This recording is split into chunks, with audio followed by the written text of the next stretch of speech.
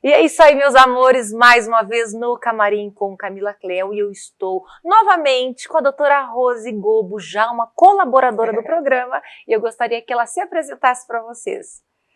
Boa noite, muito obrigada, Cá, pelo convite mais uma vez. Fico muito feliz de estar aqui novamente, poder contribuir um pouquinho aí, para o pessoal aprender um pouquinho mais aí sobre saúde, prevenção, que é o que eu mais gosto de fazer, é trabalhar com prevenção. A doutora Rose, ela é pediatra. Quais as outras especialidades? Eu fiz pediatria, depois eu fiz gastropediatria na residência. Em 2010, eu fiz uma pós de nutrologia geral e continuei trabalhando como pediatra. Depois de alguns anos, como nutróloga na pediatria, as mães começaram a me pedir para atendê-las. E é por isso que nós viemos aqui contar para vocês um pouquinho sobre programação metabólica. Conte-nos mais sobre isso, Rose. Você sabe o que é programação Não, eu metabólica? acredito. Bom, vamos lá. Eu engravidei há muito tempo, tá, gente? Vocês vão de convir, né? Época da pedra lascada. Não, acho que polida já, tá, Rose? Então, na minha época mesmo, eles pediam para tomar ácido fólico. Pronto. Sim. Tá? Nos primeiros 3 meses. Exato. Só. Exato. E hoje em dia a situação está diferente. Com certeza. Conte para o público. Com certeza. O que é a programação metabólica? É tudo que a gente faz um período antes da gestação, mais ou menos 3 meses, o ideal seriam 6 meses se a pessoa antes da gestação. Ficou sem querer grávida. Então, tô falando no mundo ideal. Tá. No mundo ideal. Depois depois a gente comenta em relação ao que pode ser feito. Então, assim, seria, o que é a programação metabólica? Seriam os 1.100 dias que englobam os 3 primeiros meses antes da gestação, a gestação e os 2 primeiros anos de vida da criança. O que acontece nesse período? É um período que a gente chama período de ouro da programação, do que a gente tem para colocar, a expressar o melhor da nossa genética lá na frente. Então, tudo que acontece nesse período pode ser para o bem ou para a doença, né? Para expressar saúde ou doença. Então, aquela mãe que se preparou, ela foi atrás de um profissional que tem esse olhar, porque não são todos os médicos que fazem esse tipo de abordagem, né? Ela foi e avaliou, não, eu quero engravidar. Então, vamos ver que tipo de deficiências você tem, que histórias você tem de doenças, para a gente poder trabalhar em cima disso em termos de prevenção para esse bebê. E aí a gente corrige essas deficiências, se tiver deficiências nutricionais, de micronutrientes, corrige inflamação, melhora os processos inflamatórios crônicos, né?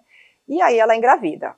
Na gestação tem todo um olhar para ter um ambiente o mais adequado possível para o desenvolvimento desse feto.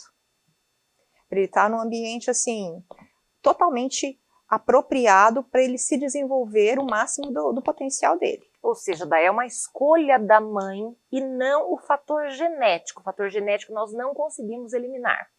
Não, mas já volto na genética. Tá. Aí, por exemplo, se uma mãe que engravida sem querer, então ela perdeu aqueles 3 primeiros meses que antecedem a gestação. O período áureo.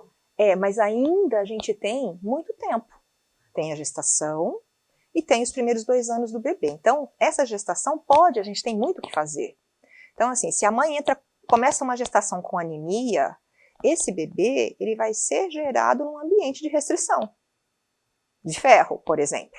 Estou falando aí de anemia, né? Uhum. De anemia por deficiência de ferro, uma anemia ferropriva, com deficiências aí nutricionais importantes. Se tiver, por exemplo, deficiência de B12, que é uma coisa muito comum, deficiência de vitamina A, de zinco, selênio, que são outros minerais importantes que eu vejo com muita frequência quando a gente pede aí a avaliação, né, dos pacientes.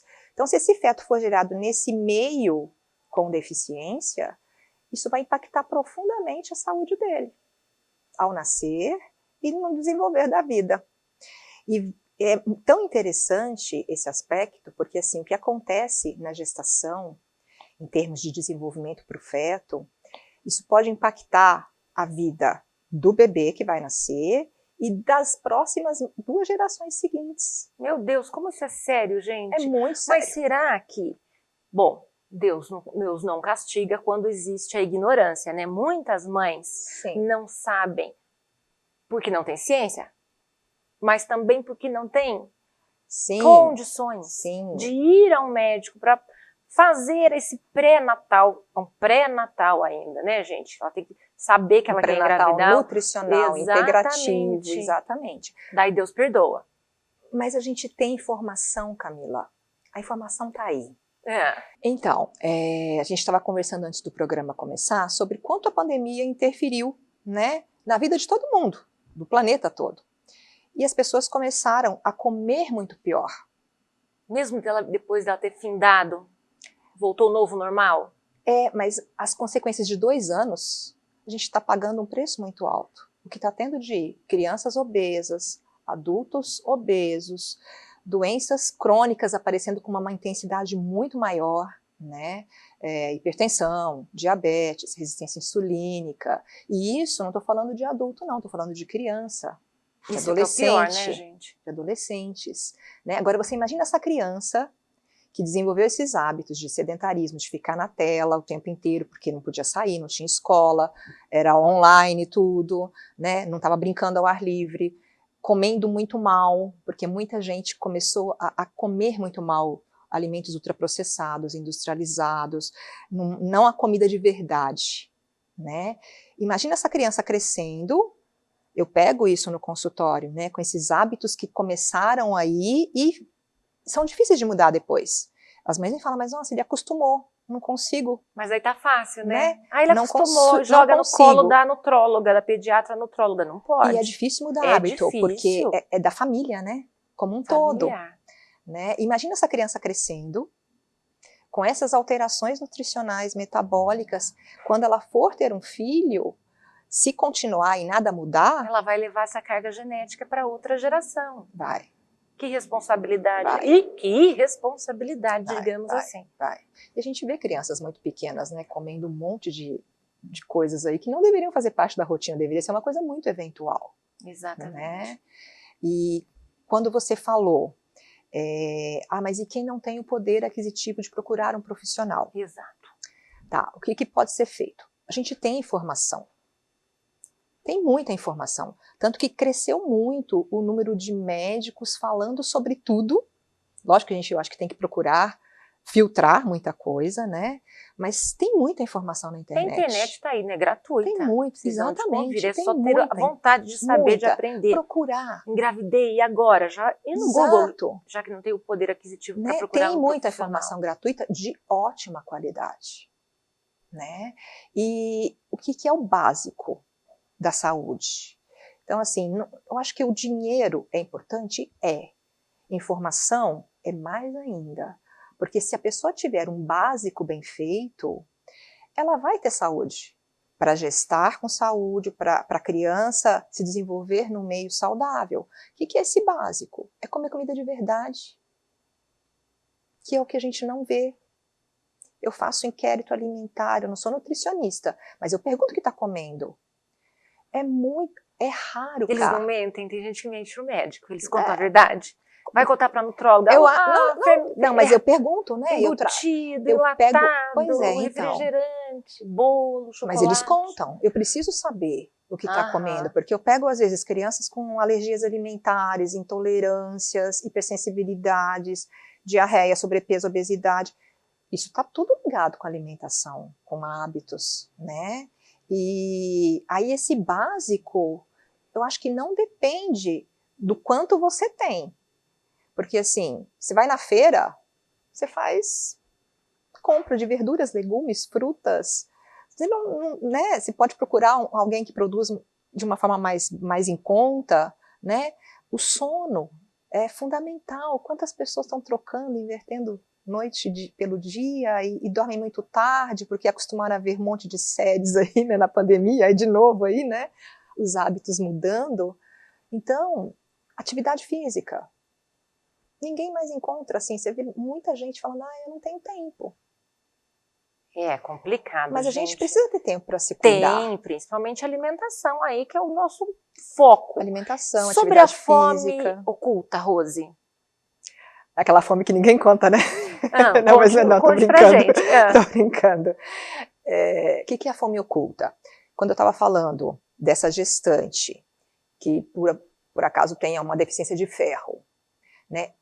As deficiências de micronutrientes a gente reconhece como fome oculta, né? Porque é muito difícil você ter, atualmente, deficiências de macronutriente. Não vou falar quando eu fiz residência, mas assim, faz muito tempo, né, que eu fiz pediatria lá na Unesp, e a gente ainda tinha, sabe aquelas crianças marasmáticas, magrelas, magricelinhas, desnutridas, extremamente desnutridas. Físicas.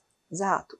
Então isso é deficiência de macro e micronutriente, mas a gente não encontra mais esse tipo de criança no nosso dia a dia, no nosso meio. Lógico que tem áreas, regiões, né, que tem ainda muito isso, infelizmente, né, no Brasil, no mundo.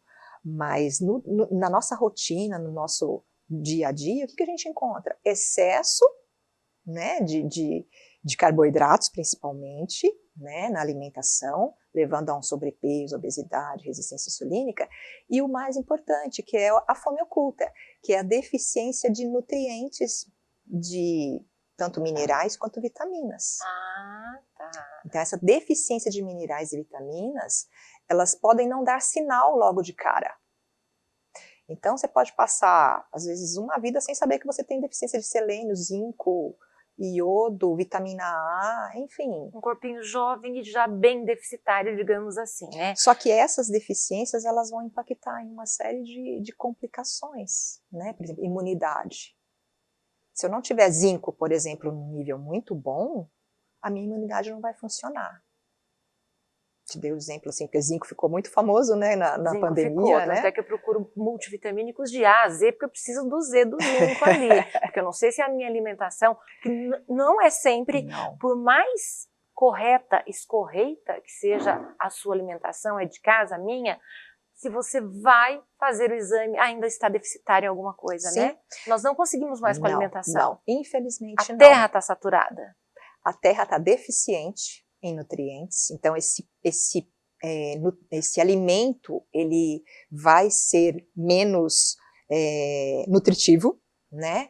E tem as outras coisas que são usadas também, né? A gente tem um excesso de química, um excesso de agrotóxicos, de toxinas ambientais, tudo isso interfere na qualidade do alimento. O processamento, a distribuição, né? Então um alimento que teve um transporte mais longo ou fora de safra, ele tem nutrientes de forma diferente de um alimento que foi plantado e colhido ali pertinho. E vai acabar desequilibrando. Até eu queria fazer uma pergunta para você, Rose. Um convidado me contou uma coisa aqui, que eu fiquei sabendo na frente de todos vocês.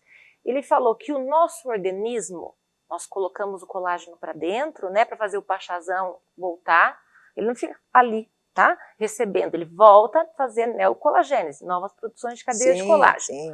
Só que quando ele está deficitário, ele rouba de onde? Da pele. Sim. Mas não achei legal. Eu amo meu corpo, mas a gente roubar da pele é sacanagem, né? Sim. Aí, outros órgãos. Para compensar. Exato, Tem isso que eu queria saber. compensação. Esse sistema é perfeito, mas aí um órgão está se sentindo deficitário, ele rouba do outro? Dependendo do que for, sim. Ou ele vai não funcionar adequadamente. Ele vai funcionar de menos ou de mais. Mas já desequilibrou o sistema. Já desequilibrou. Ou ele vai estar sobrecarregado pelo excesso ou pela falta. Mas não pega do outro, e o outro vai ficar deficitário, vai deixar de ter a sua... Depende, por exemplo, numa deficiência de ferro. O zinco pode entrar para dar uma equilibrada, mas até certo ponto, porque vai ter uma hora que a conta não vai fechar. Entendeu? Entendi. E essa questão da nutrição, né, do alimento, eu acho que é importante também a gente falar, que eu vejo muito no consultório. Não. Eu atendo crianças. Não conte agora. Não? Eles já estão me mandando me calar para você contar coisas boas no próximo bloco. Até mais, daqui a pouco, gente.